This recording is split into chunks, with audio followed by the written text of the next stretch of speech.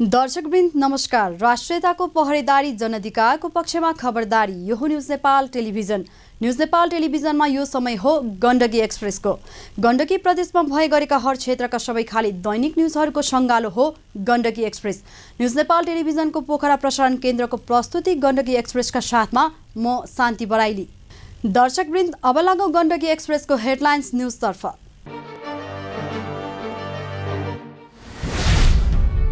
पोखराको 63 रोपनी सार्वजनिक जग्गा भाडामा लगाउने सम्झौता खारेज। थप छानबिनका लागि अख्तियार लगायतका विभिन्न निकायलाई पत्राचार गरिने।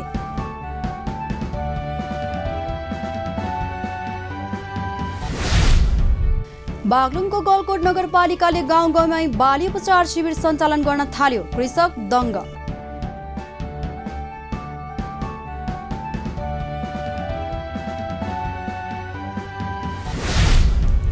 म्याग्दीको रघुगङ्गा गाउँपालिकाको स्याउली बजारमा मापदण्ड पालना नै नगरी क्रसर उद्योग सञ्चालन। प्रशासन मूक दर्शक।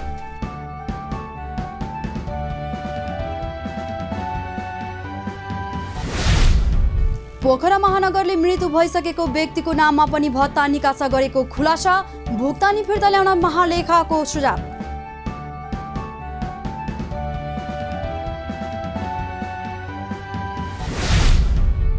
र स्याङ्जामा आधुनिक हाइपम्प मार्फत सिँचाइ लिफ्टिङ आयोजना सुरु। बाजु रहेका जमिनमा समेत अब खेती गर्न सकिने।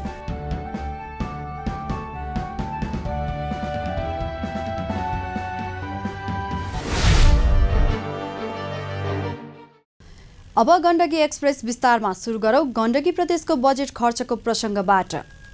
गण्डकी प्रदेश सरकारले गत आर्थिक वर्ष 2078-79मा 73.54% बजेट खर्च गरेको छ। प्रदेश सरकार गठन भए ताकै यो सबैभन्दा धेरै बजेट खर्च भएको आर्थिक वर्ष हो। गत आर्थिक वर्षमा 73.54% बजेट खर्च भएको गण्डकी प्रदेश कोष लेखा नियन्त्रक केशवराज ढकालले जानकारी दिनुभयो। प्रदेश सरकारले यस आर्थिक वर्षमा 31 अर्ब 37 करोड 36 लाखको बजेट ल्याएकोमा चालुतर्फ 12 अर्ब 60 करोड 42 लाख र पुँजीगततर्फ 18 अर्ब 52 करोड 94 करोड रुपियाँ विनियोजन गरिएको थियो। पोखरा उपत्यकाका नगर विकास समितिले निवर्तमान नगर प्रमुख मानबहादुर जीसीले आफ्नो कार्यकालको अन्तिममा समिति मातहतको विभिन्न 3 स्थानको 63 रोपनी सरकारी जमिन भाडामा लगाउने सम्बन्धी गरेको सम्झौता खारेज गरेको छ। एक रिपोर्ट। जीसीको कार्यालय सकिन 2 दिन अघि गत जेठ 3 गति अपारदर्शी ढङ्गले सार्वजनिक जग्गा निजी क्षेत्रलाई भाडामा दिन सम्झौता गरिएको भन्दै सो विषय सार्वजनिक भएपछि छानबिन समिति बनाइएको थियो। समितिको नाममा रहेको पोखरा 7 राष्ट्र ब्याङ्क चोक स्थित गल्फ कोर्स रहेको 40 रोपनी जमिन 25 वर्षलाई, पर्यटन बस पार्कको 15 रोपनी जमिन 10 वर्षलाई र पृथ्वी चोकको 5 रोपनी 10 वर्षलाई निजी कम्पनीलाई दिन गरिएको सम्झौता छानबिन समितिको प्रतिवेदनका आधारमा खारेज गरिएको पोखरा महानगर प्रमुख एवं नगर विकास समितिका अध्यक्ष धनराज आचार्यले जानकारी दिनुभयो। सम्झौता खारेजसँगै यस सम्बन्धमा छानबिनका लागि अख्तियार लगायतका विभिन्न निकायलाई पत्राचार गर्ने निर्णय भएको अध्यक्ष आचार्यले बताउनुभयो। जग्गा तथा संरचना भाडामा लगाउने सम्बन्धमा बोलपत्र सम्बन्धी कागजात तयार गर्ने सूचना प्रकाशनदेखि सम्झौतासम्मको कार्य प्रक्रियामा विभिन्न त्रुटि रहेको, कागजात केरमेट गर्ने, सच्याउने, थपघट गर्ने, गैरकानुनी कार्य भएको, सम्झौता रीतपूर्वक नभएको र कागजात शङ्कास्पद देखिएको समितिले प्रतिवेदन दिएको थियो। बागलुङका 10 स्थानीय तहमा आर्थिक वर्ष 2077-78मा 21 करोड रुपियाँ बेरोजी देखिएको छ। महालेखा परीक्षक कार्यालयले सार्वजनिक गरेको वार्षिक प्रतिवेदनमा आर्थिक वर्ष 2077-78मा 20 करोड 97 लाख 48 हजार रुपियाँ बेरोजी देखिएको हो। काठेखोला गाउँपालिकामा सबैभन्दा धेरै बेरोजी देखिएको छ। काठेखोला गाउँपालिकामा 3.50% रकम बेरोजी रहेको महालेखाले औँल्याएको छ। जिल्लामा सबैभन्दा कम बेरोजी बाडीगाड गाउँपालिकाको छ। बाडीगाडको 1 करोड 47 लाख 4 हजार अर्थात् जम्मा खर्चको 1.26% रकम बेरोजी रहेको महालेखाको प्रतिवेदनमा उल्लेख छ। किराले तरकारी तथा बाली नष्ट गरिदिएपछि चिन्तित बनेका बागलुङको गलकोट नगरपालिकाका कृषक बाली शिविर सञ्चालन भएपछि दङ्ग छन्। गलकोट नगरपालिकाले कृषकका समस्या समाधानका लागि गाउँमै पुगेर बाली उपचार शिविर सञ्चालन थालेपछि कृषकलाई ठूलो राहत मिलेको छ। शिविरमा कृषकको समस्या बुझ्ने, आवश्यक परामर्श दिने तथा बालीमा लागेको रोग पत्ता लगाउने र आवश्यक उपचार गरिने पालिकाले जनाएको छ। नगरपालिका तथा कृषि ज्ञान केन्द्रले गाउँमै कृषि प्राविधिक पठाएर बाली शिविर सञ्चालन गर्न थालेको हो। विगतमा कृषकहरू बारीमा लगाएको तरकारी, सुन्तला, कागती लगायतको फलफुलको फल झर्ने, बोटमा मुन्टा सुक्ने लगायतको समस्याले हैरान थिए। देशभर धान रोपाईको चटारो छ। रोपाई चलिरहँदा मलको चरम अभाव छ। सरकारले मल ल्याउन सकेको छैन। मौसम प्रतिकूल हुँदा साउनको पहिलो हप्तासम्म अघिल्लो वर्षको भन्दा निकै कम रोपाई भएको छ। हालसम्म गण्डकी प्रदेश 78% रोपाई भएको छ। एक रिपोर्ट। यति बेला नेपालमा मुख्य खाद्यान्न बाली धान रोपाईको चटारो छ। बिहानैदेखि खेतका गरामा कृषक देखिन्छन्। सिँचाइको पर्याप्त सुविधा नहुँदा कृषकहरू वर्षाको प्रतीक्षामा छन्। असारभरिमा देशभर 55% मात्र धान रोपाई भएको छ। गएको वर्ष असारभरिमा 77% धान रोपाई भएको कृषि मन्त्रालयले जनाएको छ। तराई तथा पश्चिमी क्षेत्रमा निकै कम पानी परेको छ। बाली विकास तथा जैविक विविधता केन्द्रका अनुसार लुम्बिनी, बाँके, बर्दिया, कपिलवस्तु लगायतका क्षेत्रमा नहर नहुँदा त्यहाँका किसान आकाशे पानीको भरमा धान रोप्न बाध्य छन्। अहिले धेरै ठाउँका किसान मलको अभाव पनि झेलिरहेका छन्। तर मौसमविदले मंगलबारदेखि पानी पर्ने अनुमान गरेकाले सरकारले असारमा रोपाई कम भए पनि अब रोपाई हुने क्षेत्र बढ्ने अपेक्षा गरेको छ। कृषि विभाग अन्तर्गतको बाली विकास संरक्षण केन्द्रका प्रवक्ता एवं वरिष्ठ कृषि अर्थविज्ञ महानन्द जोशीका अनुसार रोपाई ढिलो भए पनि उत्पादनमा खासै असर पर्दैन। मुख्य धान खेती हुने ठाउँमा असार 15 देखि साउन 15 सम्म रोपाई हुने भएकाले ढिलो भए जस्तो लागे पनि असर नपर्ने उहाँको भनाइ छ। नेपालमा झण्डै 4 महिना मनसुन अवधि रहने भएकाले अझै पानी पर्ने बेला बाँकी नै छ। अहिलेसम्म सुदूरपश्चिम प्रदेशमा सबैभन्दा धेरै रोपाई भएको छ। सुदूरपश्चिम प्रदेशमा 88% रोपाई भएको छ। त्यसैगरी गण्डकी प्रदेशमा 79%, बागमती प्रदेशमा 65%, कर्णालीमा 56%, लुम्बिनीमा 53%, मध्य प्रदेशमा 39% र प्रदेश 1 मा 49% रोपाई भएको छ। Bureau report, news Nepal television, Kathmandu.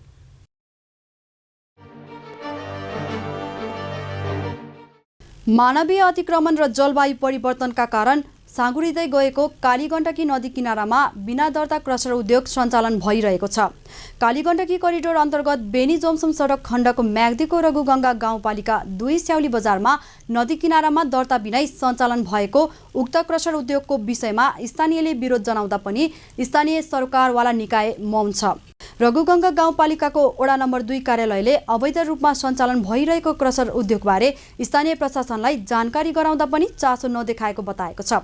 जानकारी गराउँदा समेत चासो नदेखाएपछि मिलेमत्तोको आशंका गरिएको छ। अवैध रूपमा कालीगण्डकी दोहनको विषयमा सर्वोच्च अदालतमा मुद्दा परेपछि सर्वोच्च अदालतले पनि कालीगण्डकी नदीको बगर उत्खननमा रोक लगाएको छ। महानगरपालिकाले मृत्यु भइसकेको व्यक्तिको नाममा पनि सामाजिक सुरक्षा भत्ता निकासा गरेको छ। महालेखा परीक्षकको कार्यालयले हालै सार्वजनिक गरेको वार्षिक प्रतिवेदनले पोखरामा मृत्यु भइसकेको नाममा 11,60,000 रुपियाँ निकासा भएको देखाएको हो। महालेखाको प्रतिवेदनमा महानगरले नै मृत्यु दर्ता र लगत कट्टा पश्चात लाभग्राहीको खातामा निकासा गरेको देखाएको हो। मृतकको नाममा रकम निकासा भइसकेको भुक्तानी फिर्ता ल्याउन पनि महालेखा परीक्षकको प्रतिवेदनले सुझाव दिएको छ। त्यस्तै निवर्तमान मेयर मानबहादुर जीसीको कार्यकालमा पोखरा महानगरपालिकाले ज्येष्ठ नागरिकलाई सङ्घीय सरकारले दिने भत्तामा 10% थपेर वितरण गरेको थियो। त्यो रकममा पनि महालेखा परीक्षकले थपेर दिनु कानुन विपरीत भएको जनाएको छ। 13 वर्षीय बालिका बलात्कार गरेको आरोपमा जिल्ला प्रहरी कार्यालय कास्कीले एक युवकलाई पक्राउ गरेको छ। पोखरा महानगरपालिका 13 मा बस्दै आएका 24 वर्षीय खिमबहादुर विकलाई प्रहरीले पक्राउ गरेको हो। विकले ती बालिकालाई गत असार 31 गते राति 10 बजेको समयमा पोखरा महानगरपालिका 5 लभली डाँडामा लगेर बलात्कार गरेको प्रहरीको आरोप छ। विकलाई कास्की जिल्ला अदालतबाट 10 दिनको म्याद थप गरी घटनाबारेमा थप अनुसन्धान गरिरहेको छ। स्याङ्जामा आधुनिक हाई पम्पबाट सिँचाइ लिफ्टिङ आयोजना सुरु भएको छ। इन्धन तथा बिजुलीको प्रयोग बिना नै यो आयोजना सुरु गरिएको हो। गल्याङ नगरपालिका 11 लबरकोटमा हाई पम्प प्रविधिबाट पानी लिफ्टिङ गर्न सुरु गरिएपछि किसानहरू उत्साहित भएका छन्। खोला र नहरको पानीलाई पाइपको माध्यमबाट ट्वाइनमा खसाली गियरको माध्यमले मोटर घुमाउँदा मोटरले पानी फाल्ने प्रविधिको प्रयोग कृषकका लागि अत्यन्त उपयोगी भएको छ। करिब 100 देखि 150 लिटर प्रति सेकेन्ड पानी आवश्यक पनि यो प्रविधिले 2% हेक्टर जमिनमा सिँचाइ गर्न सकिने भएको छ। बिजुली र इन्धनको प्रयोग बिना पनि पानी लिफ्टिङ हुन थालेसँगै बाँझो रहेका जमिन समेत उपयोगमा आउने भएका छन्। मनाङमा 33/11 केबीको सबस्टेसन सञ्चालनमा आएको छ। 33/11 केबीको स्कायु सबस्टेसन सञ्चालन भएसँगै अब चामे बजारमा नियमित विद्युत आपूर्ति हुने केन्द्रका प्रमुख मिलन सुवेदीले जानकारी दिनुभयो। लमजुङको मर्स्याङ्दी गाउँपालिका 5 चिप्लेबेसी सबस्टेसनबाट 29 किलोमिटर टाढा 33 केबी लाइन मार्फत 2700 मिटर उचाइमा निर्माण गरिएको मनाङको स्यार्को सबस्टेसन चार्ज गरी सञ्चालनमा ल्याएको हो। गत वर्षको असारमा अविरल वर्षासँगै आएको बाढीले मनाङको विद्युत संरचनाको पूर्वाधार तथा सडक सञ्चालनमा ठूलो क्षति भएको थियो। अहिले चामे क्षेत्रका करिब 90 घरधुरी बिजुलीबाट लाभान्वित भएका छन्। जिल्ला प्रहरी कार्यालय लमजुङले गत आर्थिक वर्षमा 60 जना फरार अभियुक्तलाई पक्राउ गरेको छ। डीएसपी कृष्ण बहादुर कार्कीका अनुसार पक्राउ परेका फरार अभियुक्तमध्ये 45 जना पुरुष र 15 जना महिला छन्। पक्राउ परेका सबैबाट कुल 39 वर्ष 3 महिना 9 दिन कैद र 1,36,18,996 रुपियाँ जरिवाना असुल गर्नुपर्ने प्रहरीले जनाएको छ। लमजुङ प्रहरीका अनुसार गत आर्थिक वर्ष 2077-78 मा 42 पुरुष र 11 महिला गरी 53 फरार अभियुक्त पक्राउ परेका थिए। पछिल्लो समयमा जिल्ला प्रहरी कार्यालय लमजुङले अभियान नै सञ्चालन गरेर फरार प्रतिवादी पक्राउ गर्दै आएको छ। तनहुँको व्यास नगरपालिका 5 चापाघाट स्थित काली भन्ज्याङ गन ईको खेल मैदानमा प्यारापिट निर्माण गरिएको छ। व्यास नगरपालिकाको आर्थिक सहयोगमा सो प्यारापिट निर्माण गरिएको हो। 2078 मङ्सिरमा तत्कालीन गणपति प्रमुख सेनानी मनोज गुरुङको कार्यकालमा निर्माण शुभारम्भ भएको प्यारापिटको काम हालका गणपति प्रमुख सेनानी राज्य ज्योति बोहराको कार्यकालमा निर्माण सम्पन्न भएको हो। मनाङलाई पुनः खोप सुनिश्चितता भएको जिल्ला घोषणा गरिएको छ। जिल्लाका लक्षित बालबालिकालाई सबै खोप पूरा गरिएपछि मनाङलाई पुनः खोप सुनिश्चितता भएको जिल्ला घोषणा गरिएको हो। 16 महिनादेखि 23 महिनासम्मका 720 बालबालिकालाई सबै खोप लगाइसकेपछि पूर्ण खोप सुनिश्चित घोषणा गरिएको स्वास्थ्य कार्यालयका प्रमुख बाबुराम आचार्यले जानकारी दिनुभयो। वैदेशिक रोजगारका क्रममा विभिन्न मुलुकमा गएका नवलपरासी बर्दघाट सुस्ताका 17 जनाले गत वर्ष ज्यान गुमाएका छन्। वैदेशिक रोजगारमा श्रम स्वीकृति गराएर गएका मध्ये जिल्लाका 17 जनाको मृत्यु भएको जनाएको छ। वैदेशिक रोजगारका क्रममा विभिन्न मुलुकमा मृत्यु हुनेमा जिल्लाको कावास्रोती नगरपालिकाका 6, मध्यबिन्दु नगरपालिकाका 5, गैंडाकोट नगरपालिकाका 4 तथा देवचुली नगरपालिका र विनय त्रिवेणी गाउँपालिकाका 1-1 जना रहेका छन्। वैदेशिक रोजगारमा मृत्यु भएका मध्ये 17 जनाको शव गत वर्ष जिल्लामा ल्याइएको भए पनि मृत्यु हुनेको संख्या अझै बढी हुन सक्ने हिमालयन सामुदायिक विकास मञ्चले जनाएको छ।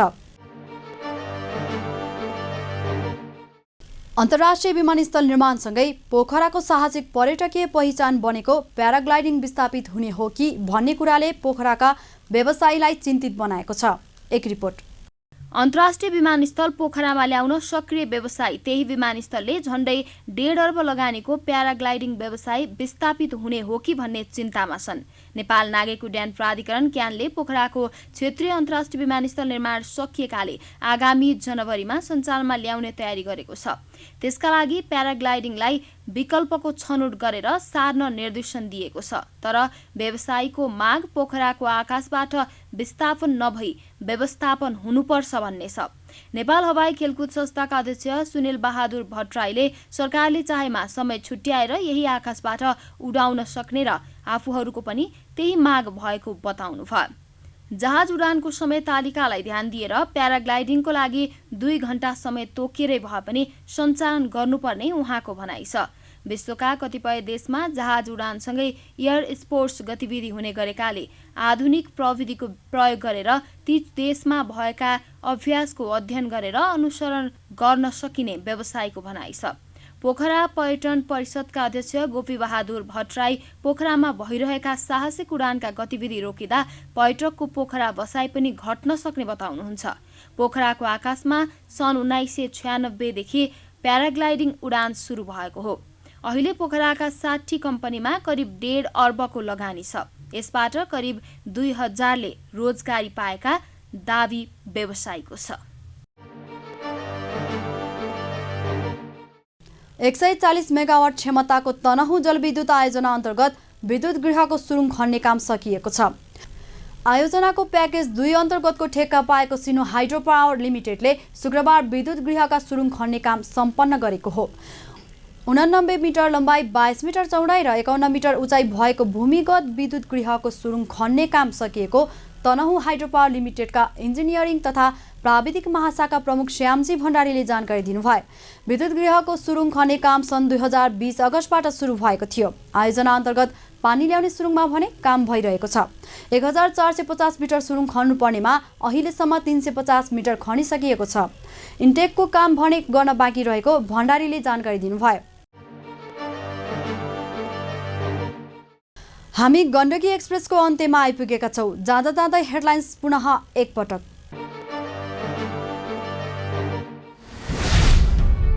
पोखराको 63 रोपनी सार्वजनिक जग्गा भाडामा लगाउने सम्झौता खारेज। थप छानबिनका लागि अख्तियार लगायतका विभिन्न निकायलाई पत्राचार गरिने।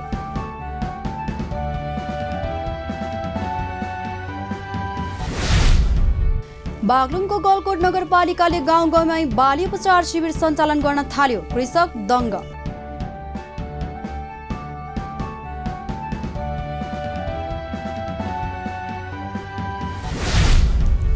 म्याग्दीको रघुगङ्गा गाउँपालिकाको स्याउली बजारमा मापदण्ड पालना नै नगरी क्रसर उद्योग सञ्चालन। प्रशासन मूक दर्शक।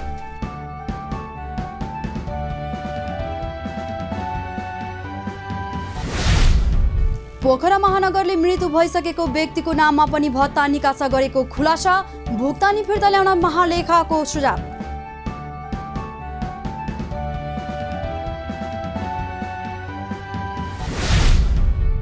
र स्याङ्जामा आधुनिक हाई पम्प मार्फत सिँचाइ लिफ्टिङ आयोजना सुरु। बाजु रहेका जमिनमा समेत अब खेती गर्न सकिने।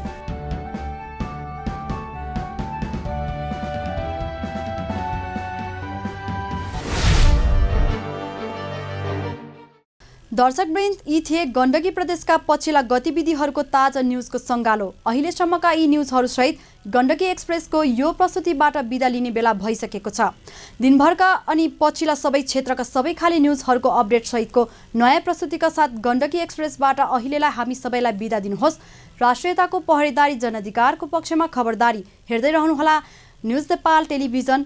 नमस्कार।